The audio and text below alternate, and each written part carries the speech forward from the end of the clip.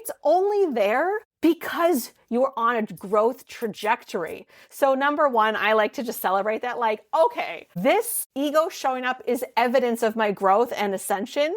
So like, hallelujah, I'm growing. This is my new edge. I want to make friends with this. I want to get comfortable. Like, okay, I have this fear, but like, it's maybe irrational. And I can kind of talk myself through that. But fear is going to show up. Your ego is going to show up because that's what its job. Its job is to keep you safe and to keep everything just so. And so if you disrupt it, I would say start getting used to feeling fear. I personally am not fearless. I got a lot of fear. And I've just learned over the course of the last, I don't know, I guess my whole life, but really significantly in the last 15, 20 years since I've been, in business, like I know that this is just part of the gig. You just have fear.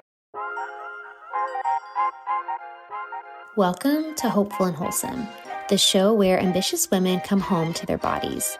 I'm your host, Hope Pedraza, and I'm a functional practitioner, human design guide, and expert on all things energy, and your partner in decoding the language of your body. This is your space to reconnect with your body's wisdom, reclaim your energy, and rise into alignment in your health, your business, and your life. Because thriving isn't about pushing harder, it's about learning to listen deeper. So let's dive in because your next breakthrough starts right now. Hey y'all, welcome back to the show. Today I have on the show my friend Emily Ahrens, and she is the creator of The Energetic Advantage, helping conscious leaders align their energy for scalable success. With over 2 decades of experience as an energy healer and business coach, she blends intuition with strategy to help entrepreneurs grow without burnout. She is the founder of the Mastery and Ascension app and membership, the host of the Aligned and Unstoppable podcast, and a pioneer in energy healing for leaders. And today we are talking all about putting together this strategy and this spirituality, how that works in business, how that works in life and relationships, and why you're juggling all of those things at the same time, keeping all the plates in the air, and really how to blend these things perfectly, this kind of intuition, spirituality with strategy, to not have to sacrifice yourself in the process of building your business or your career or excelling in whatever it is that you're doing. And Emily has such a great perspective on the intuition, how we're leading with that, how to approach how we're making decisions in our business, our career, our life, all of those things from this deeply grounded and aligned energetic place. And so I'm really excited for y'all to learn from Emily. So let's jump in. All right, y'all, I'm here with Emily. Thank you so much for joining us today, Emily. I'm happy to be here with you. And I'm excited to chat with you about all things like strategic and spiritual, like mixing like the strategy with spirituality, which is a topic that I love talking about. I wanted to start though with you sharing a bit about, I know you had a brick and mortar business for a while, and that's how you started, and then kind of had this journey to the brand that you have now. I'd love for you to share about that and kind of your journey through that and kind of how spirituality played a piece in that. Yeah, I started my brick and mortar around the age of 22. I had my first business with partners. At that point, I was also a full-time college student and juggling a full-time business and living on my own. Like, I don't know. I wish I could go back and say like, wow, you're doing a really great job. But at that point in my life, I actually thought I was behind because I had friends who were in college or graduating college. And I was very hard on myself. It's kind of a theme. I'm working on that. All the overachievers here. Let's go. Woo woo. But at a certain point, I was getting closer to graduation and I was ready to really expand my business. I was really excited. I had a vision to help a lot of people. And just after I was about to graduate, my business partners locked me out of our office. I went in one day and I had a client who was going to be joining me within about a half an hour. And she showed up early and I was calling my partners because my key didn't work. And she says, I thought you were one of the owners. I'm like, yeah, me too. I am one of the owners. And I'm trying to figure out what's going on here. And I had to hire a lawyer so that they would let me back in. And we had to go through some negotiating. And at the end of the day, what ended up going on was they said, well, you had this bigger vision. We want to keep things small. I'm like, that was a conversation we could have had versus locking me out of my office. And I learned a lot of valuable lessons. And one of them, I was younger than my partners by about 2 decades. Even though I was younger, I had a lot more business knowledge and acumen. And I had actually been the one who wrote a business plan for it. And I won an award. Like, I was far ahead of them, and I didn't even give myself the credit for that. And it was through that difficulty of like getting locked out, feeling embarrassed, feeling humiliated, having to rebuild. I had to kind of quickly put an office together out of a spare room in my apartment, and I had to be scrappy. And through that period of time of having my own business to kind of like figuring it out, and I really had to deepen my practice within my own spiritual self. Like, okay, everything is happening for a reason. I don't know what it is, but I'm going to just trust that this is all happening for my best interest. And, it has led me down some really interesting paths. And I had a brick and mortar for so long. And it wasn't until fast forward, I was in business for like 15 years at that point. And I realized I serve entrepreneurs. I look back at my client list of like hundreds of people and I went, wow, I never knew that. I wouldn't have known that until I went into business and I was putting my healing business online. And I started to go, well, I don't know, who do I serve? Like, what do they want? What do I do for them? How do I market myself? Because I never really thought of that in that way. And when I look back, I go, wow, there's all these little breadcrumbs along the way. So how I started, that was it. How I started, it was a brick and mortar. And I transitioned into the online space about 9 years ago now. So I have been doing energy healing in some variety for 25 years. And I love being able to blend energy and business strategy together, because what I find is that if you're just using strategy alone, it only gets you so far. You get stuck, you get overwhelmed, you burn out, and you get lost. And even some of the most successful people I've worked with, at a certain point, like, the money's great. That's not the issue. Like, early starting out founders are like, how do I make money? But at a certain point they make money and they're like, there's got to be more. I'm not fulfilled. I'm not happy. There's something missing. And that's what I love to do, that intersection between energy alignment and your business strategy. So what do you think? I know you said you looked back and just kind of realized like, hey, I'm serving entrepreneurs. What do you think, what was it about your work that do you feel like drew those type of clients to you, entrepreneurs?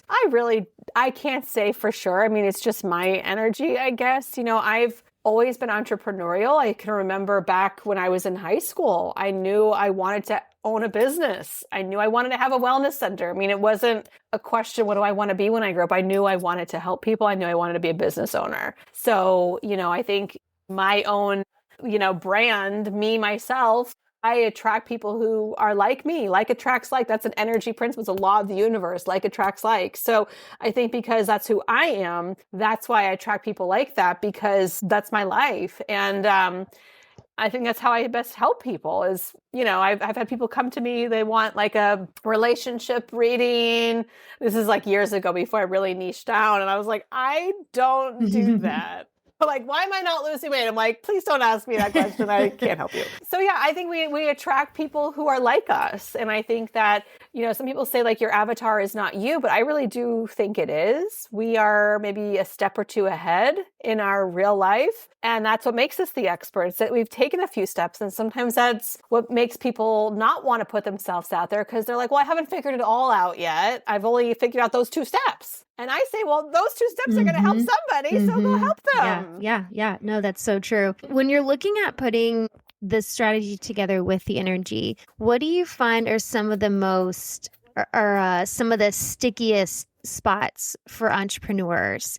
Do you think it's more of the strategy or more of the energy? Is it the both? What are the sticky spots that you see the most? It's so individual. It really is. I would say in terms of energy, the places where I find people are really blocked tend to be root chakra, number 1. Root chakra is between the legs. It's connected you with grounding. It also is safety, security, and finances. It's kind of like the junk drawer of all the things. So we all get really stopped up there. And that's a block that I see in a lot of folks. Another place that I see it is our heart. The heart chakra is another block where I see people the heart chakra is responsible for giving and receiving unconditional love, as well as setting boundaries. So especially as female founders, female entrepreneurs, we can really overgive and overdeliver and undercharge and not say no, and then take on everybody else's stuff, or, start having these codependent coaching relationships where we try to help all the broken birds in the world. So in the energy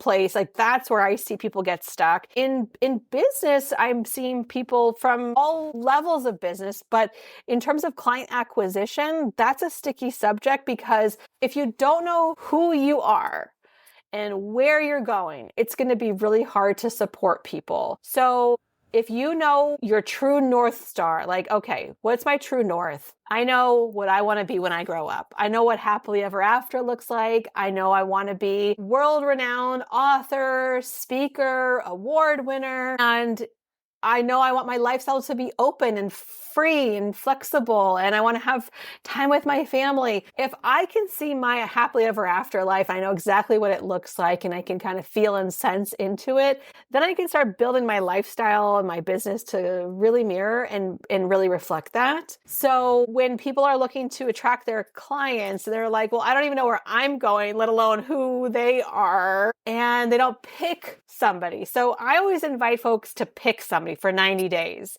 Like, I don't care if you are primarily working with women and they're under like this age bracket and these are their demographics. Okay, just go with that for 90 days. Just stick with that person for 90 days. Because if you're flip-flopping all the time and you're like, I don't know, and you're just talking like in generalities and you're kind of vague and you're not really specific, it's not going to resonate with anybody. Versus, like, for example, not very long ago, I did a post about perimenopause. That is a very specific demographic of people that we were talking about.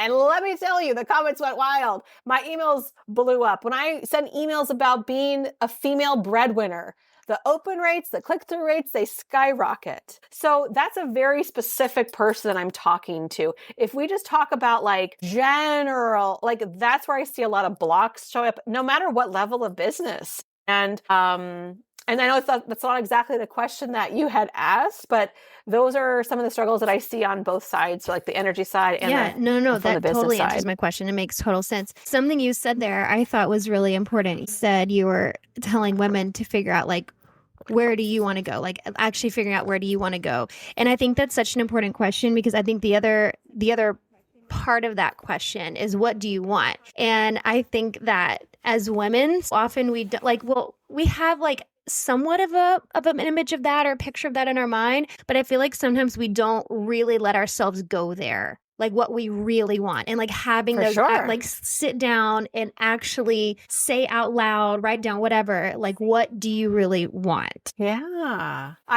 I totally agree. I made a post about something like this not that long ago, and it didn't do so well on Instagram, but it doesn't matter. But it was along the lines of, the universe is limitless. You're the only one playing small. Yeah. That is so true, Hope. It's like we don't give ourselves permission to go big and to get expanded. And I think even the thought that if I say I want to impact the lives of millions of people, that sounds enormous, but even that is still small. That's there are true. billions of people on the planet. So, and I think that's other things, like maybe what if my work lived for centuries beyond my life? Millions of people. I mean, there could be it could be compounded so many times. Like even a big vision like that is still small. So I think that you're right. People are not giving themselves permission to dream big. We kind of want to play small. There's that tall poppy syndrome. Like, I don't want to be too big and too bright or too shiny or too whatever. Let me just temper myself. So let me mute myself. I don't want to be too weird or like too out there. Let me just go make it safe and soften all the edges. But that's really not what we're here to do. And actually this morning,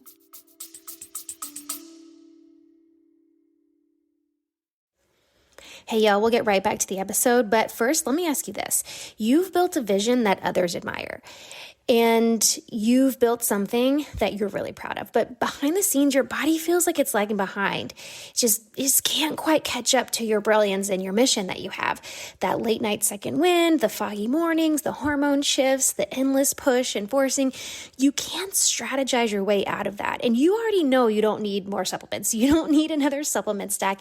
You also don't need another side hustle disguised as self-care, because nobody wants to have their health as a side hustle. This is about recalibrating your entire ecosystem. And that's why I created the Quantum Reset, a premium 3-month high-touch healing experience for visionary women who are ready to feel as powerful in their bodies as they do in their business. Inside, we decode your nervous system, your minerals, your hormones. We read your labs like the sacred text that it is, so we have actual answers. And then we pair that with deep energetic recalibration, subconscious release. We use gene keys, we use human design, and true embodied healing. This isn't about fixing burnout, because that's not what we're doing here. This is about becoming the woman whose body is powerful, whose body is completely electric, whose energy, clarity, radiance finally matches the size of her mission. If you know your success isn't meant to cost you your vitality, and you're ready for a science-backed, spirit-led reset, then the Quantum Reset is your invitation. So check the link in the show notes or send me a message on Instagram, and let's bring your body back online with your brilliance. Now, let's get back to the show. I was reading myself, doing a channel message for myself, and I felt called to share it on Instagram Live, which I haven't done in ages. And part of the message that came in for me and for the collective was really that this is the time that we need you to be your full self, your full expression. We need your light to be fully lit, and don't soften and don't mute and don't temper what you're saying and how you're being. It's that full expression that the world really needs of you right now. That's so good. I love that. I resonate with that. And I feel like there's a lot of women that are waking up to that and recognizing like where they've been playing small. And I've been hearing a lot about that too, just like we're in eclipse season right now, and people kind of letting go of things and stepping into new identities, that kind of thing. And I think that's all part of the journey, right? But I think, like you said, I think there's a really big piece of giving ourselves permission to really go there and like make the big claims and claim the big things. And I think that's huge. The other thing, because I wanted, and speaking of, you're talking about channeling, I know intuition is another big thing that you help women with, help your clients with. And we've talked about intuition in several different ways on this show, but I would love for you, because I think sometimes, and I was reading, I think it was an article on Substack a while back about this, of kind of where we can kind of get on this track of having intuitive bias, and we kind of let fear kind of stifle our intuition, or maybe cloud our intuition, or whatever. So I would love for us to talk on intuition for a minute, and how we can tune into that, and maybe what that looks like in real time, like making a decision that might be a scary thing, but our intuition is telling us this is the thing to do. Yeah, I think it happens to us every day. We don't have to really think about it, because, I was born thinking I did not have intuition. So full disclaimer here, like if I thought I wasn't born with it, now I do it professionally. Look at what you can do, Pete. But the thing is that it's inbuilt in all of us. It's been scientifically proven. When you walk into a room, within 3 seconds, you can feel the energy of the room. We all have intuition. We all have instincts. And so I will just say we all have intuition first and foremost. And it's like a muscle. The more that you practice using it, the stronger it gets. And the way that you practice using it is just with simply tuning into your body. I always like to start with just a 1-minute meditation every day. Everybody can do this. Everyone has time. You can do it in the bathroom. You can do it in bed. You can do it while your coffee is brewing. Like, it's 1 minute, people. Okay. So what you do is you just tune in, top of the head, down the whole body, and just listen to your body. What is it saying? How does it feel? Where does your breath get stuck? Is there any information that's coming up at the end? Done. 1 minute every single day. And so that's like doing like little bicep curls with like a 2-pound weight. Like, it's going to start strengthening your muscle. You're going to start moving it. You're going to get stronger, because what's going to eventually happen is it's like you're opening up to listen to your body. You're opening up because you're asking, what is it that I need to know? Am I stuck? Is there any information for me? Every single day, every single day, every single day. Well, guess what? You're opening up that channel for yourself to get information as much as you want whenever you want. And so you start to develop like an instinct where you have an inner dialogue, and our intuition speaks in our own voice. It's not like Gandalf all of a sudden talking to us in our head. Sometimes it is, but not usually. And it's going to tell us little subtle things like my neighbor, about a month ago, she had a new baby, and she walked over to her house with this little cute stroller, and she gets over to my lawn, which we live in the burbs, and like we have these really big lawns. I have almost 3 acres, and I have a farm in the backyard, so like there's a lot of room to walk. She walks over and she has this look of distress on her face. I'm like, what is wrong?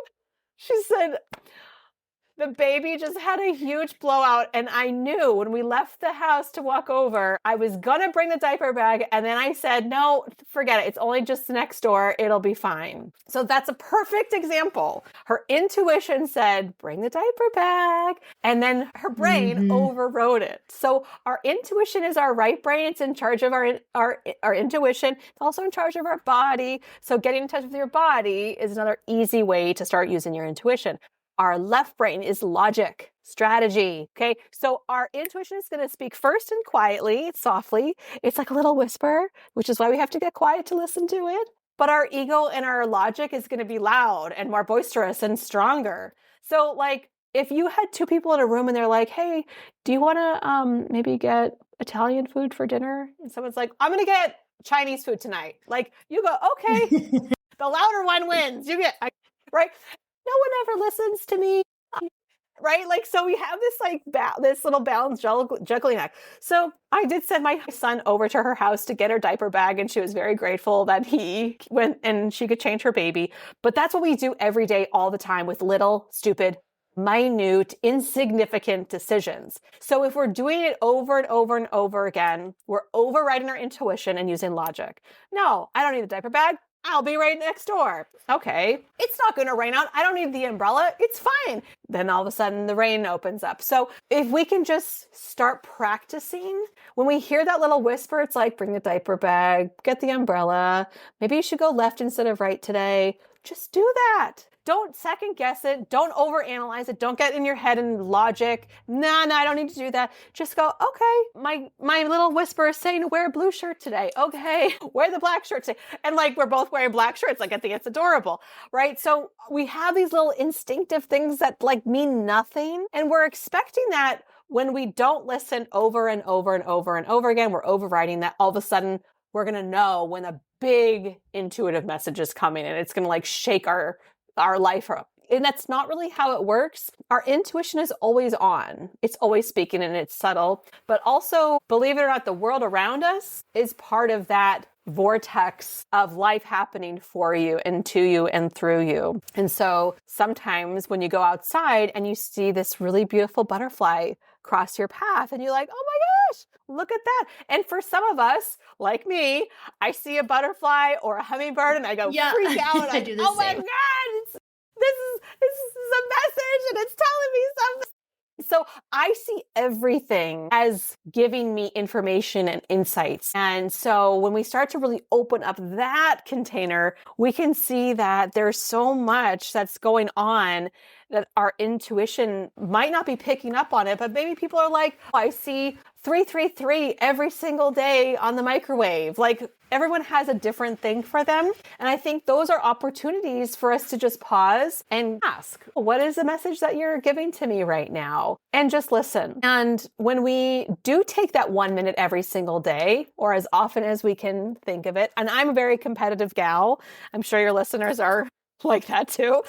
I like to make a little streak. So if I have a streak of like 3 days and I've done a meditation, you bet I'm going to do the rest of the week. And if I can do a week, you know what I'm doing next. So it's like that, like do what works for you, but also, you know, having a streak, it's like you're building these muscles every single day, and it gets easier and easier to listen to your intuition. And like you said in that article, fear can override it. And so we have fearful thoughts all the time that are meant to keep us safe.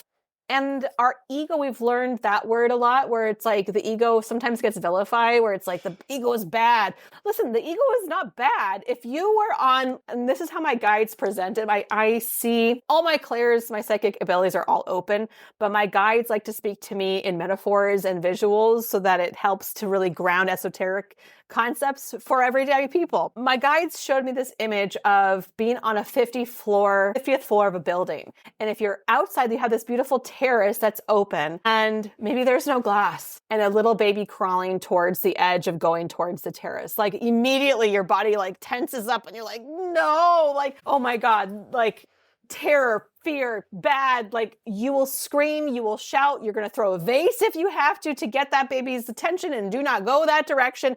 I need to save you. You're going to die. Like that is how serious your ego is going to work at keeping things status quo. It wants things to stay status quo for as long as possible, and it will do anything it can if you disrupt that. So for folks who are trying to make more money, make a bigger impact, maybe grow, have a better relationship, lose weight, et cetera, et cetera, et cetera, your brain is going to go wild with finding ways to sabotage you so that you keep things at status quo. The good news with that is your fear is showing up because you're growing and changing. That's the only reason why it's there. Like if things were just status quo and you sit on the couch watching Netflix every day, like not challenging yourself, like doing boring stuff, it's not going to say anything. It's only there because you're on a growth trajectory. So number one, I like to just celebrate that, like, okay, this ego showing up is evidence of my growth and ascension. So like, hallelujah, I'm growing. This is my new edge. I want to make friends with this. I want to get comfortable. Like, okay, I have this fear, but like, it's maybe irrational and I can kind of talk myself through that. But fear is going to show up. Your ego is going to show up because that's what its job. Its job is to keep you safe and to keep everything just so. And so if you disrupt it, I would say start getting used to feeling fear. I personally am not fearless. I got a lot of fear. And I've just learned over the course of the last, I don't know, I guess my whole life, but really significantly in the last 15, 20 years since I've been, in business, like I know that this is just part of the gig. You just have fear. Like if I was a performer on a stage, you get a little jitters before you go on. I mean, I do workshops online. That's my stage. And I get excited and I get jitters too, but it's like once I'm on and I can just deliver, but it doesn't mean I'm not scared or I'm not nervous or I'm like, oh, what's going to go on? Like I'm still going to go through that, but I have ways that I can help myself handle it. So I can ground myself. I can do some deep breathing.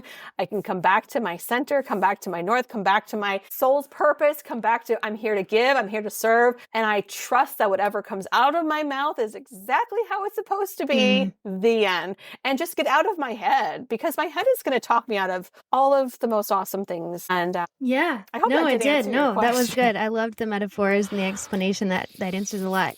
What I wanted to follow up with on that for those who maybe have felt like, okay, I have this relationship with my intuition. I can feel or hear, however you sense your intuition. But there's these times where I really felt I was listening to my intuition and it ended up being the quote unquote wrong thing, right? It didn't turn out the way it was supposed to, or I thought it would.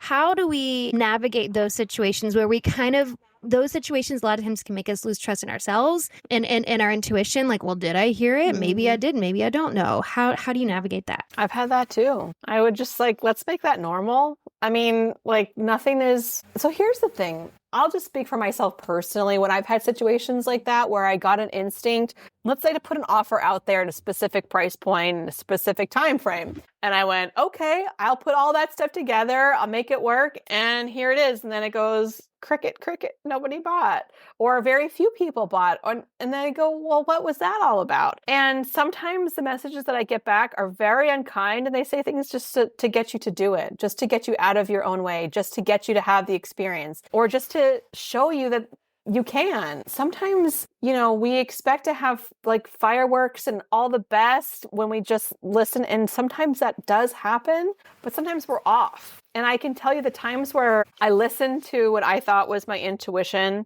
and I went for it, I was really not in alignment. I was really functioning from my head a lot more than I was from my instincts and my heart. I was in a position where I was just focusing on trying to make money. Those are also Yep. big disruptors of your intuition. And listen, I've built a business on trusting my intuition. And if I stop listening to my intuition, I start, okay, well, if I can make another blah, blah, blah, maybe I'll do. And I've done that. And it's like, wow, that didn't work out so well. And the way I reconcile is like, okay, well, we're just human. First of all, like, can we just be human and make mistakes? And sometimes we're going to get a misdirection, but it's a reason. There's always a reason. Like, if we can just keep coming back to the fact that nothing happens by accident or by coincidence, it's all by design. So we can start to ask better questions like, well, what did I learn from this situation? What did I gain from this situation? And oftentimes I get better answers when I ask those questions. And when I can go, well, you know, what I learned was that I can't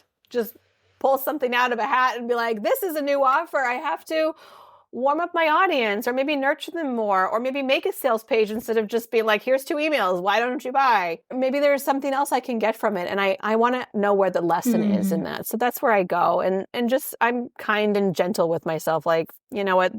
Nothing is guaranteed in this life. Even if you get it intuitively, nothing is guaranteed. Yeah, no, that's true. Well, and I think the important thing, what you said there too, was I think sometimes we have an outcome that we expect when we're driven, you know, making a decision with our intuition, but sometimes the outcome is just about the learning. Like, it's not about the actual outcome, you know? So I think that's part of it too. Sometimes it was just meant to, very much, it was just meant for the learning and for the, you know, whatever wisdom you gain from that situation. Yeah. Yeah. Absolutely. Yeah. That's it.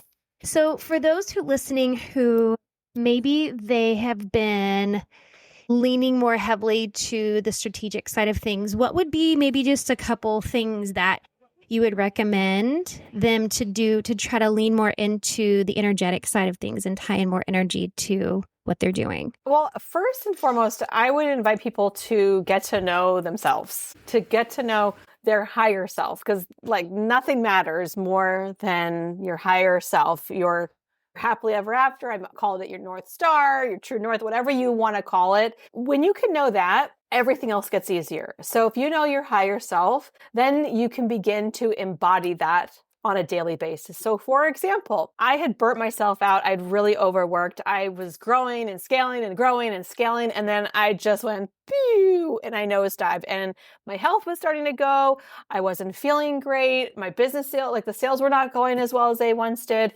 And I was like, I need to like check myself. This is not working. And when I tuned into my higher self, she showed me in the garden. And so I realized, okay, I'm maybe working too much. So I'm going to take Mondays off, my whole team. I was like, you guys don't have to, but if you want to, it's available. We all took Mondays off. So we had a 4-day work week. And then I started getting into the garden, cleaning out the garden, getting into the dirt, planting new flowers, planting bulbs. And I started to feel better. I started to like think about things better, process things better, heal, and I started to grow. And I started to follow what my instinct was, what my higher self was showing me: slow mornings with my kids, walks outside in nature with my dogs, like just a different way of looking at success that wasn't just financially driven. Like, what is this all for? Anyways, like, why? You want to just like burn yourself out and kill yourself because you're so busy and you're so stressed all the time? That's not cool. It's not fun. And so my higher self gave me the directive. It was my job to then embody that. So I started to do those things in my day-to-day practice, having slower mornings, doing that. And my body, my nervous system started to heal. I started to feel better. I started to recover. Next thing you know, sales are coming in. Next thing you know, I am changing the format of my business. I'm simplifying things. I'm realizing, oh my God, why am I investing in all these different systems and programs and team members and this and that? Like, I don't want any of that. Cut it all out. So I've improved my profit margin in doing something. Like, it sounds like insane to think, to go, well, your higher self showed you being in your garden and you took all that and now you're making more money. That's exactly what I'm saying. So that is the first step, is getting really back in touch with yourself. What is your true north? What does success look and feel like and taste like and smell like for you? Then begin to embody it. This is all part of what I call the energetic advantage. Get into the energy, start to embody it, and then start to move into action. So how can I take aligned action to start doing these things? And I can say that it doesn't mean that I'm not challenging myself, because there are even times recently where I get into my higher self and I see myself as a published author, and I'm like, okay, now I got to practice writing, and I've hired a book coach about a month ago. We've been talking. We put together a beautiful 21 chapter outline, and I had my kids kind of finish up the summer, start back to school, and I'm making excuses for why I'm not writing. And I'm like, I need to get on top of this. Like, I'm avoiding, I need to work on what is it I'm afraid of. And that message this morning was part of the answer, which was, you're afraid of really pivoting and really leaning into that magic, your light, your wisdom, this truth. Like, I'm not a newbie. I've been doing it for 25 years. Get it out there. And so that's part of how we unpack and how we get back into the energy, how we get back into alignment, is listening to ourselves. And I just had a consultation yesterday with a new client, and he was saying that he just worked with some guy as a coach for 9 months, and the guy had this formula, and he's like, that doesn't work for me. And the guy was like, no, but this is a formula if you want to be successful. And he's like, yeah, no. And then he reached out to me. He's like, I know you work with energy alignment, and that's what I want to do. I want to feel fulfilled. I want to feel happy. I want to build a sustainable business. And that's what we do. We get back to our true north, and we can build everything in a sustainable way when we listen to ourselves. That's so good. Yeah, and that's the way to do it in a sustainable way. I love that. That's so good. This is so helpful, and this is it's so needed right now. With so many, I know, with the podcast I was interviewing on yesterday, we were talking about this year has been a strange year for a lot of people. There's a lot of volatility in the world and in business, and it's just been a weird year. And so I think that everything you're saying is so needed right now for all of us to just like really hone in. I love that, how you say our North Star, like hone in on that and just like keep that as the directive, right? That's the direction we're going. So I love that. I do have one more question I want to ask you as we wrap up, but before I do that, can you let everybody know where they can find you? And if somebody's interested in working with you and getting some energy work with you, where can we find all that? Thank you for the invitation. It's emilyaarons.com. That's where you find all the things you can take. I have a free chakra quiz if you want to find out if your energy is feeling a little blocked, where it might be sabotaging your success. You can try that quiz. There's other ways you can work with me, whether if you want to just do a quick consultation to see if we're a good fit, or if you'd like an energy reading. I do personalized reports to tell you what's going on in your energy field. But then I do much deeper, more profound energy healing and business coaching combined, which is my jam. But you can check all that out on my website. Just find where you are drawn. Perfect. Yeah, that's where you find me. Of course, I'll put all that in the show notes. You can go take the quiz and then see what part of Emily's work is speaking to you. So the last question I want to ask you is, what is the most important thing you can do to live with purpose? Great question, Hope. I think that there's something that drives us all every single day. And I know for me, I kind of mentioned it. There's this calling that I always want to help people. I've always wanted to help people. And I think the older that I get, the more I understand how I help people. But like I mentioned, like, even if you only know a couple ways that you're like a couple steps ahead, and you're like, I could help this one person make sourdough bread, or I can help this person dress a little better. Whatever it is that you do, I think that is really important that you do find a way to help others and prioritize that. I think that people who are purpose-driven are happier and they have more longevity, because it's not just about themselves and about making money or about, scratching some egoic itch. When you can truly prioritize others, maybe it's your family, maybe it's your loved ones, maybe it's the world at large, or maybe it's the planet. I don't know. When you can think of things that are bigger than you, I feel like that's a great driver to get up every single day and, do something for somebody else or something else. That's always what drives me, is like, how can I just help one person a day? How can I just be of service? And if you don't know what your purpose is just yet, just start by helping people with whatever you can. And I think that by helping others, and what is that like when you're feeling hopeless, help somebody? I think that's just so beautiful. Like, I know that in my times, like, I've gone through depression periods in my life, and that's been true for me. If I feel really sad and depressed, if I can do something to help somebody else, it does lift my spirits as well. So I think that's really, I love that. I read something the other day that was saying, he was talking about, how people say like, everybody says nobody's coming to save you. But he said, but I find in my life that that's not true at all. Like the person who smiled at you at the counter at the coffee shop, and the person who, picked up your wallet when you dropped it in the parking lot. Like it's like all the little ways. And so that just reminded me of what you were saying. Like it's just one person, and it's a ripple effect. Like we all can pay it forward. And yeah, I love that. Absolutely. It's so beautiful. Yeah. Absolutely. Yeah. So I love good. that.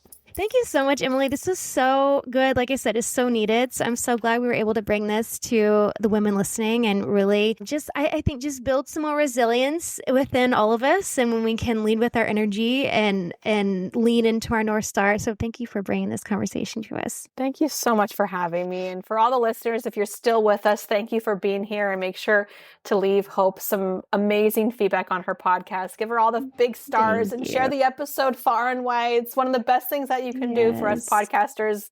We spend a lot of hours bringing beautiful episodes like these to you. And I think that's I always like to share when I'm a guest on someone's podcast, to encourage the audience to just do something nice for the podcast that you're listening to. Share it. It goes a long way for us. I appreciate hosts. that. Thank you so much. You're welcome. Okay.